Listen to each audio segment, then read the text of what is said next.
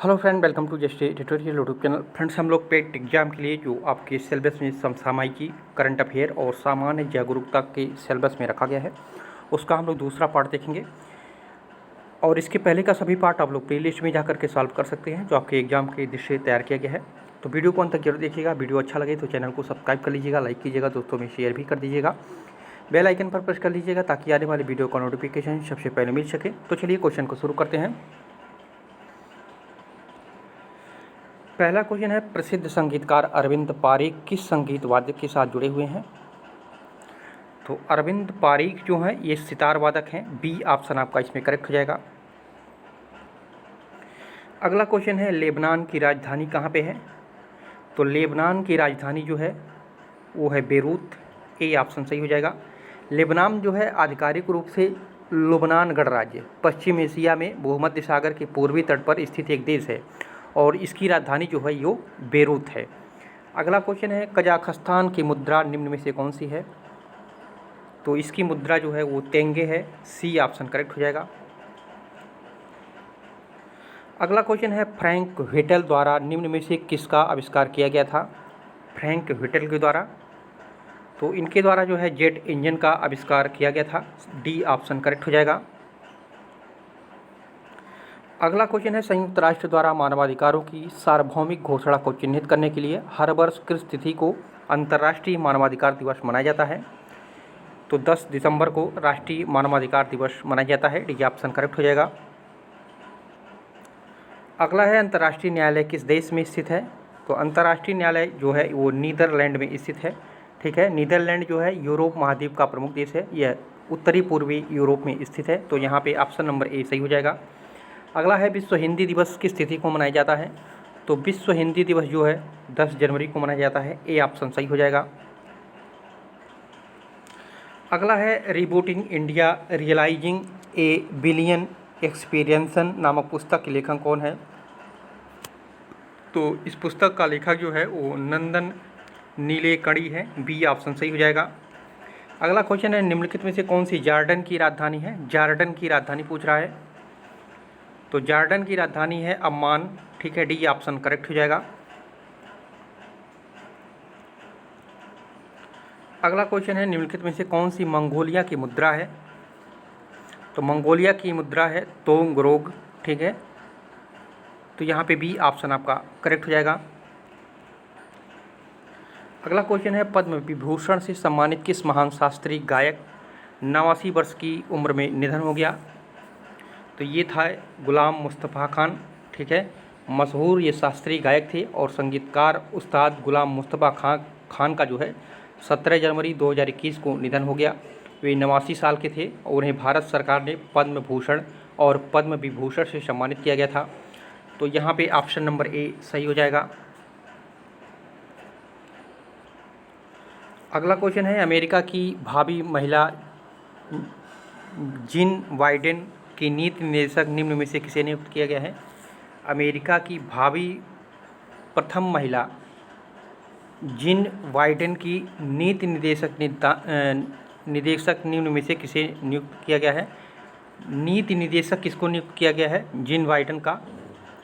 तो ये किया गया है माला अडिका को, जो ये भारतीय मूल की हैं। ठीक है, तो माला अडिका को जिन बाइडेन यानी अमेरिकी राष्ट्रपति का नीति निदेशक जो है घोषित किया गया है। तो यहाँ पे ऑप्शन नंबर सी सही हो जाएगा। माला अडिका को भावी प्रथम अमेरिकी महिला जिन बाइडेन के नीति निदेशक के रूप में नियुक्त किया गया है और इनको जो है साल 2008 में पूर्व राष्ट्रपति जो बराक ओबामा थे, इनके अभियान में भी अडिगा काम कर चुके हैं। तो यहाँ पे ऑप्शन नंबर सी सही हो जाएगा। अगला है, भारत में प्रत्येक वर्ष राष्ट्रीय मतदाता दिवस किस तिथि को मनाया जाता है? तो राष्ट्रीय मतदाता दिवस मनाया जाता है 25 जनवरी को। ठीक है, भारत में प्रत्येक वर्ष जो है 25 जनवरी को राष्ट्रीय मतदाता दिवस के रूप में मनाया जाता है। राष्ट्रीय मतदाता दिवस मनाने का प्रमुख उद्देश्य है युवाओं को मतदान के प्रति जागरूक करना। और राष्ट्रीय मतदाता दिवस पहली बार जब मनाया गया था तो पहली बार 25 जनवरी 2011 को पहली बार मनाया गया था। अगला क्वेश्चन है, प्रधानमंत्री राष्ट्रीय बाल पुरस्कार 2021 के लिए निम्न में से कितने बच्चों को चयनित किया गया है? तो इस पुरस्कार के लिए 32 बच्चों को जो है चयनित किया गया है। प्रधानमंत्री राष्ट्रीय बाल पुरस्कार के लिए इस साल 32 बच्चों का चयन किया गया है।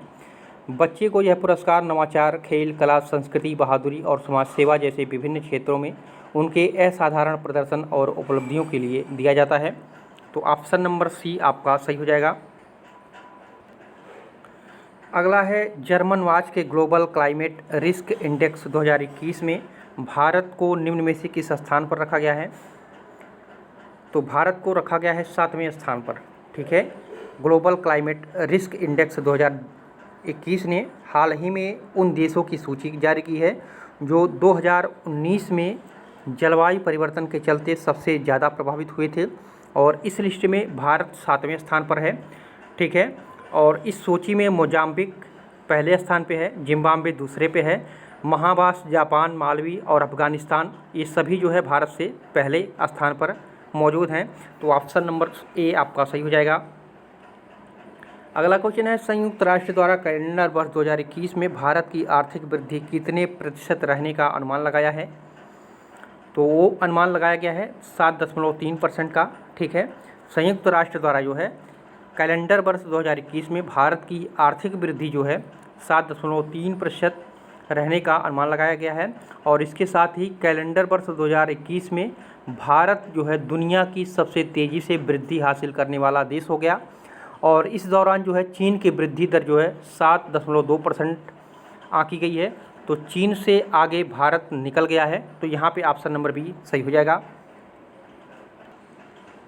अगला है मिस्र के लिए भारत का अगला राजदूत निम्न में से किसे नियुक्त किया गया है? मिस्र का राजदूत अभी हाल ही में नियुक्त किया गया है अजीत विनायक गुप्ते को।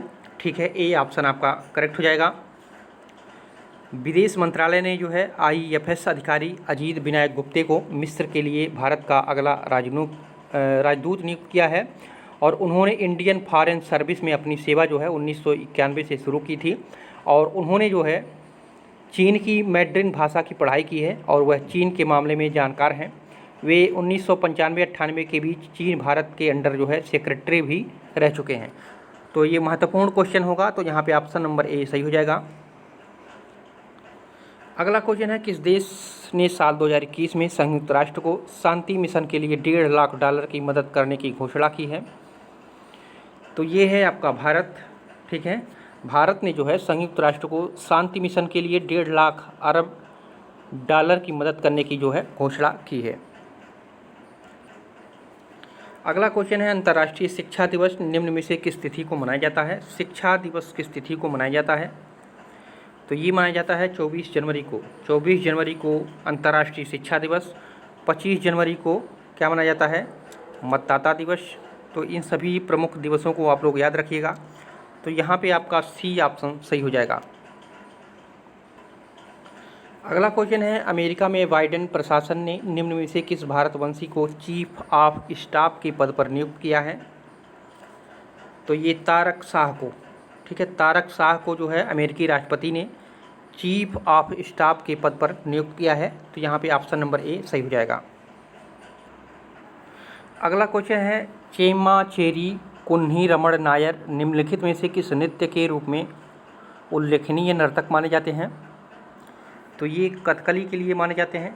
ठीक है, चेम्माचेरी कुन्ही रमण नायर का संबंध जो है कथकली नृत्य से है, और कथकली नृत्य जो है कथकली नृत्य का संबंध किस राज्य से है?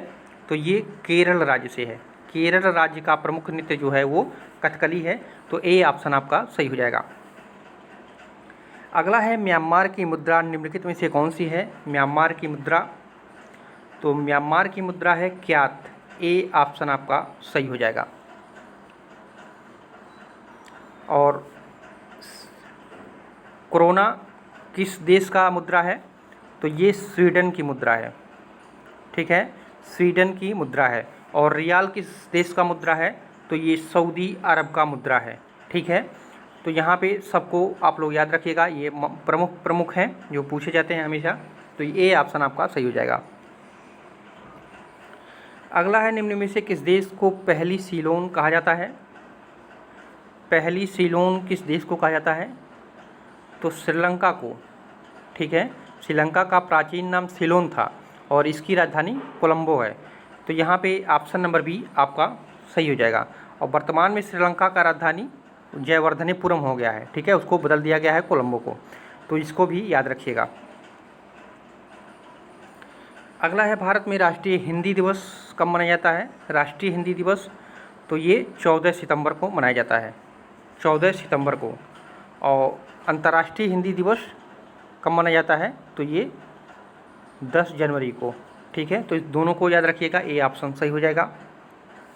अगला है हरिवंश राय बच्चन को उनके किस काव्य संग्रह के लिए जाना जाता है। तो उनकी मधुशाला जो प्रमुख थी, ठीक है, मधुशाला हरिवंश राय बच्चन का 135 रुबाइयों वाली काव्य संग्रह माना जाता है और इसको वर्ष 1935 में जो है प्रकाशित किया गया था। तो यहाँ पे डी ऑप्शन करेक्ट हो जाएगा। अगला क्वेश्चन है, निम्न में से किस संरचना को प्रथम विश्व युद्ध के दौरान अविभाजित भारतीय सेना के सैनिकों के युद्ध स्मृति में बनाया गया था। तो इंडिया गेट, ठीक है, दिल्ली में जो इंडिया गेट स्थित है, ऑल इंडिया वार मेमोरियल भी इसको इंग्लिश में कहते हैं, इसका निर्माण जो है प्रथम विश्व युद्ध में शहीद सैनिकों की स्मृति में बनाया गया था और इसका डिजाइन जो किया था वो सर एडवर्ड लुटियंस ने बनाया था, ठीक है। तो यहाँ पे ऑप्शन नंबर भी सही हो जाएगा। अगला क्वेश्चन है, किसकी आत्मकथा का शीर्षक गोल है। तो आप लोग जानते होंगे मेजर ध्यानचंद, ठीक है। मेजर ध्यानचंद का जन्म कहाँ हुआ था, तो ये इलाहाबाद में हुआ था। इन्हें हॉकी का जादूगर भी कहा जाता है और इनके समय में भारत ने वर्ष 1928, 1932 और 1936 ओलंपिक में हॉकी में जो है गोल्ड मेडल जीता था, ठीक है। तो ऑप्शन नंबर ए सही हो जाएगा। अगला है, वर्ल्ड वाइड वेब के आविष्कारक कौन है। तो इसके आविष्कारक हैं WWW के आविष्कारक कौन हैं, तो इसके आविष्कारक हैं आपका टिम बर्नर्स ली, ठीक है। डी ऑप्शन आपका इसमें सही हो जाएगा। अगला है, पारंपरिक फुलकारी कढ़ाई शैली किस राज्य में सबसे ज़्यादा प्रसिद्ध है। पारंपरिक फुलकारी कढ़ाई शैली किस राज्य में प्रसिद्ध है, तो ये है आपका पंजाब राज्य में, ठीक है। रेशम के धागों से जो है तरह तरह की ज्यामितीय आकृतियों को बनाने की कढ़ाई फुलकारी के नाम से जानी जाती है, जो ख़ास तौर पर जम्मू कश्मीर और पंजाब में मशहूर है, ठीक है। और फुलकारी में भी जो है 4 तरह की फुलकारी, बाग, थिरमा, दर्शन, द्वार और बावन फुलकारी खास मानी जाती है। तो ये पंजाब में और जम्मू कश्मीर में ये प्रसिद्ध है। तो सबसे ज़्यादा पंजाब राज्य में ही इसका प्रसिद्धि है। अगला क्वेश्चन है, निम्नलिखित में से कहाँ लोकगीत की एक शैली रागिनी प्रसिद्ध है। तो रागिनी किस राज्य की ये लोकगीत शैली है, तो ये है हरियाणा की, ठीक है। रागिनी हरियाणा राज्य का लोकप्रिय गीत शैली है। अगला क्वेश्चन है, हाल ही में विदेश मंत्रालय ने कजाकिस्तान में किस IFS अधिकारी को भारतीय राजदूत नियुक्त किया है। तो ये किया गया है आपका शुभदर्शनी त्रिपाठी को, ठीक है। विदेश मंत्रालय ने कजाकिस्तान में IFS अधिकारी शुभदर्शनी त्रिपाठी को भारतीय राजदूत नियुक्त किया है। अभी वह जो है उप महानिदेशक भारतीय सांस्कृतिक संबंध परिषद के पद पर थी और 1994 बैच के भारतीय विदेश सेवा की अधिकारी हैं। तो ए ऑप्शन आपका सही हो जाएगा। अगला क्वेश्चन है, किस राज्य सरकार ने हाल ही में डीजल और पेट्रोल पर 2% वैट को कम कर दिया है। तो ये है राजस्थान राज्य में, ठीक है। राजस्थान सरकार ने जो है पेट्रोल और डीजल पर लगने वाले वैट की 2% की दर कम की है और इस आदेश के बाद प्रदेशवासियों को डीजल और पेट्रोल के दामों में थोड़ी राहत मिली है। वैट में कटौती के बाद जो है पेट्रोल ₹1.35 और डीजल जो है ₹1.32 सस्ता हुआ है, ठीक है। तो यहाँ पे सी ऑप्शन करेक्ट हो जाएगा। अगला क्वेश्चन है, केंद्रीय मंत्री किरेन रिजिजू ने गणतंत्र दिवस की परेड में निम्न में से किस राज्य की झांकी को प्रथम पुरस्कार प्रदान किया। तो ये है उत्तर प्रदेश, ठीक है। गणतंत्र दिवस की जो राष्ट्रीय समारोह 26 जनवरी को दिल्ली में हुई थी परेड, इसमें उत्तर प्रदेश की सूचना एवं जनसंपर्क और सांस्कृतिक विभाग की झांकी को जो है प्रथम स्थान मिला है।